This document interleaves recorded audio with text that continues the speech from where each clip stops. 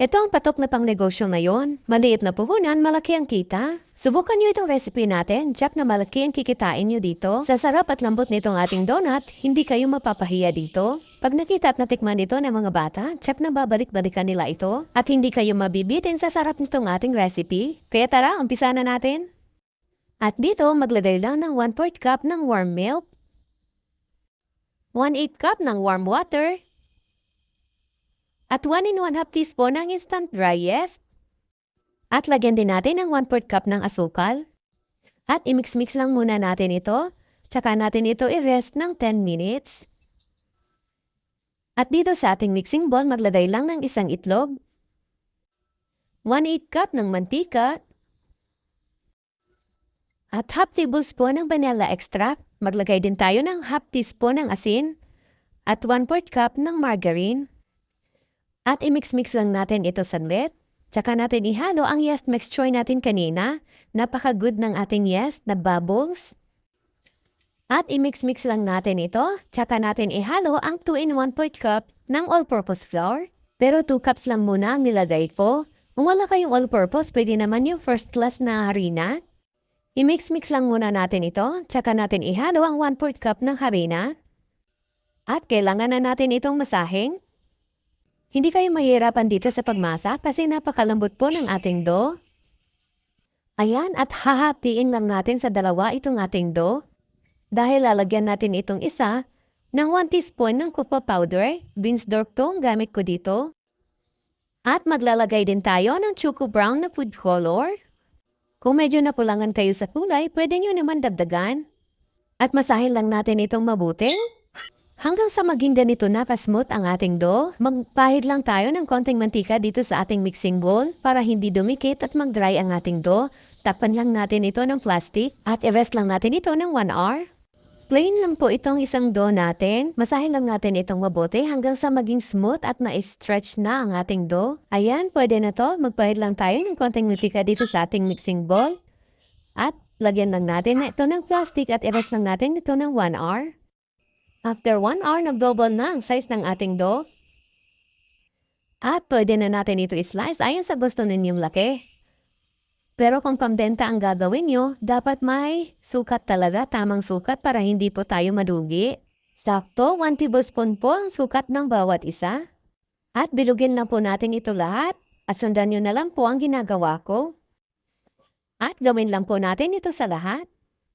Ayan, natapos na natin lahat ang chocolate donut natin. I-flatten lang natin ang bahagya para hindi tayo mahirapan mamaya sa pagprito. At itong isang dough na naman ang gagawin natin. Same process lang po ang gagawin natin. Ilalagay ko na lang po ang ating mga ingredients sa comment section sa baba para kung gusto nyo gayahin ang ating recipe, madali nyo lang po ito masundan. Takpan lang natin ito ng plastic para hindi mag-dry at i-rest lang natin ito ng 30 to 40 minutes. Ayan, after 40 minutes, ready na ang ating donut. Pwede na natin ito iprito. At dito sa ating kawali, maglagay lang tayo ng mantika. Once mainit na, pwede na natin iprito ang ating mga donut. Madali lang po ito maluto. Baliktarin lang natin para pantay ang pagkaluto ng ating donut. Ayan, luto na ang ating donut. Pwede na natin ito hanguin. Malambot talaga itong donut natin kahit malamig na, malambot pa rin. May ibang timpla kasi ng donut na kapag malamig, tumitigas na. Pag golden brown na, pwede na nating hanguin.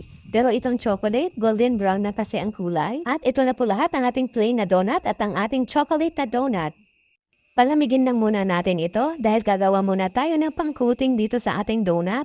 Maglagay lang ng half cup ng powdered milk at 1/8 cup ng powdered sugar. Pang-coating po ito sa plain na donut natin. Kailangan natin ito isip kasi ang daming buo-buo na powdered sugar.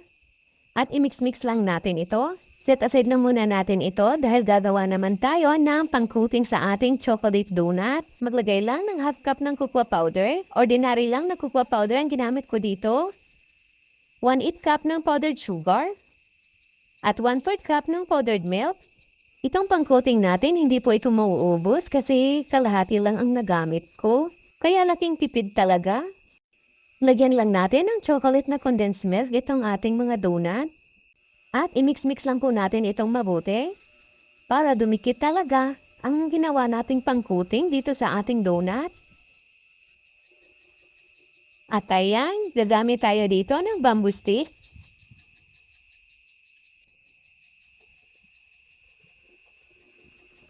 O, diba? Ang sarap-sarap tingnan. At lagyan lang natin ng chocolate na condensed milk para mas kaya-ayang tingnan.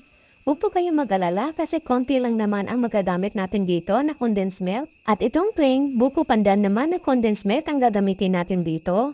Same process lang po ang gagawin natin doon sa chocolate donut natin. Sobrang nakakatakam nito para sa mga bata kasi napaka-milky nitong donut natin. Kaya kung nag-iisip kayo ng pangnegosyo na maliit ang puhunan, malaki ang kita, subukan nyo itong recipe natin. Dahil ito ay kakaiba, donut na nasa stick. Kahit nasa bahay ka lang, pwede mo ito pagkakitaan.